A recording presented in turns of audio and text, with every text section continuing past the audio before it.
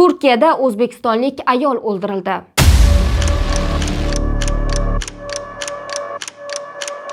Özbek bir kadından bahsediyoruz. Vahşice katledildi. Çöp konteynerinde vücut bütünlüğü bozulan bir kadın cesedi bulundu. Uning jasadi chiqindi idishidan topilgan.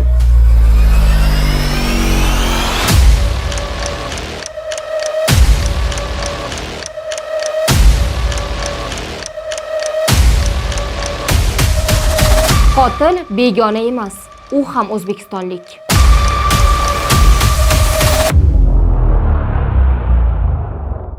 Bir necha kundan buyon Turkiyaning Istanbul shahrida o'zbekistonlik fuqaro Durdona Hakimovaning fojiali o'limi jamoatchilik orasida katta rezonansga sabab bo'lmoqda. O'zbekistonlik ayolning 2 nafar vatandosh erkak tomonidan shafqatsizlarcha o'ldirilib, chiqindi konteynerga tashlab ketilgani haqidagi xabar odamlarni dahshatga soldi.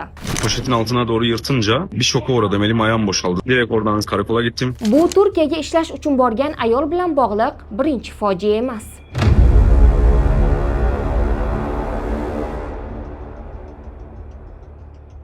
Durdona Hakimova 36 yosh. Xorijiy ommaviy axborot vositalarida keltirilishicha, marhuma 7 yildan beri Istanbulda istiqomat qilib, qonuniy ishlab kelgan. Ayolning 2 nafar farzandi bo'lgan.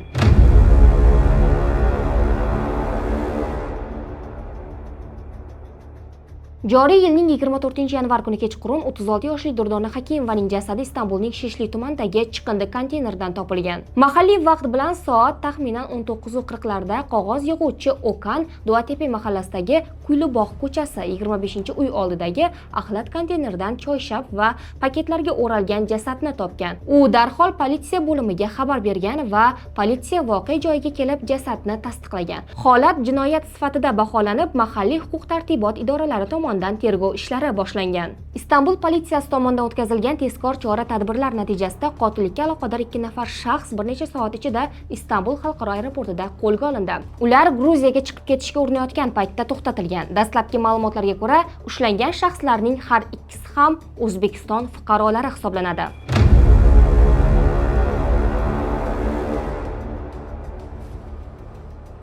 Turk ommaviy axborot vositalariga ko'ra, O'zbekiston fuqarolari bo'lgan 2 gumonlanuvchi qotillikni tan olgan.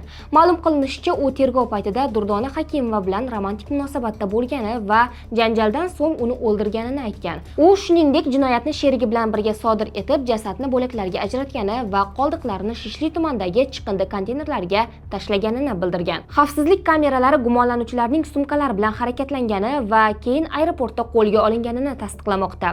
Qotillik ishi bo'yicha tergovni Istanbul bosh prokuraturasi olib bormoqda.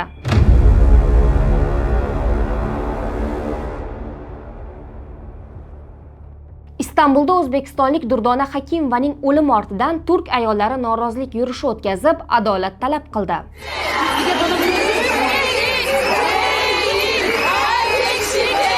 Norozilik namoyishlari Istanbulda mahalliy vaqt bilan soat 16:00 da Osmanbey metro bekati atrofida, Anqarada esa Yuksel ko'chasida joylashgan inson huquqlari haykali oldida start oldi.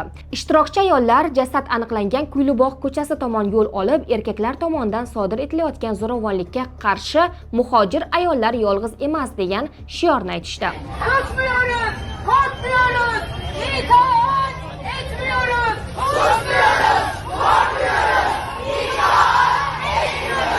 Norozilik yurishida qatnashgan ayollar bu fojia yakka holat emasligini, mamlakatda ayol qotilliklari tizimli tus olayotganini ta'kidladi. Ular ayollarni himoya qilishga qaratilgan qonunlar ijrosini kuchaytirish va bunday jinoyatlarga nisbatan qat'iy jazo choralari qo'llanishini talab qildi. Namoyish davomida o'ldirilgan ayollar bizning isyonimiz, sen hech qachon yolg'iz emassan kabi shiorlar yangradi. Yurish davomida ishtirokchilar jamiyatni sukut saqlamaslikka chaqirib, har bir ayol hayoti qimmatli ekanini uqtirdi. Namoyishchilar ayolga nisbatan zo'ravonlikka qarshi kurashda jamoaviy mas'uliyat muhim ekanini ta'kidlab, xalqaro jamoatchilik e'tiborini ham ushbu muammoga qaratdi. Namoyishchilar Hakimovaning qotilligini 2009-yilda 17 yoshli Munevvar Qarabulutning Istanbuldagi chiqindi konteynerdan bo'laklarga bo'lingan tanasi topilgan qotilligi bilan solishtirdi. Yetakchilarning aytishicha, bu o'xshashlik jinsga asoslangan zo'ravonlikka nisbatan jazo choralarining yetarli emasligini ko'rsatadi. Istanbuldagi O'zbekiston Respublikasi Bosh konsulxonasi Hakimova Durdonaning vafoti yuzasidan rasmiy munosabat bildirib, hodisa bo'yicha surishtiruvlar Bosh konsulxona nazoratida olib borilayotganini hamda marhumaning oila a'zolariga barcha zarur konsullik huquqiy yordam ko'rsatilayotganini ma'lum qildi.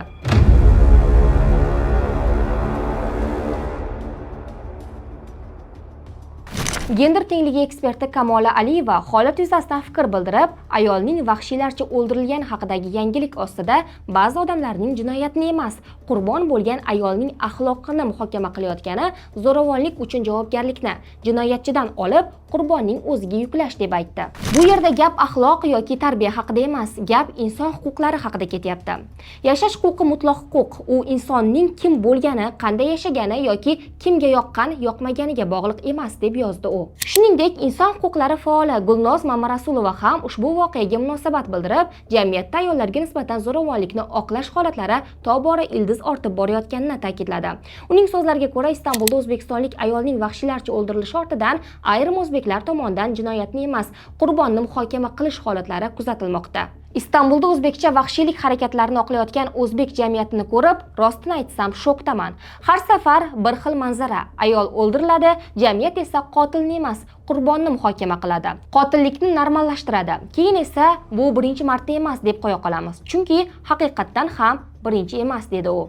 U Istanbul, Surxondaryo, Samarqand, Toshkent viloyati va Moskvada ro'y bergan ayollar qotilliklarini misol qilib keltirib, bu holatlarni birlashtirib turadigan eng xavfli jihat jinoyatning o'zi emas, balki jamiyatning unga nisbatan munosabati ekanini qayd etdi. Voqealar rivojini vaqt o'zida kuzatib boring va sahifamizga obuna bo'ling.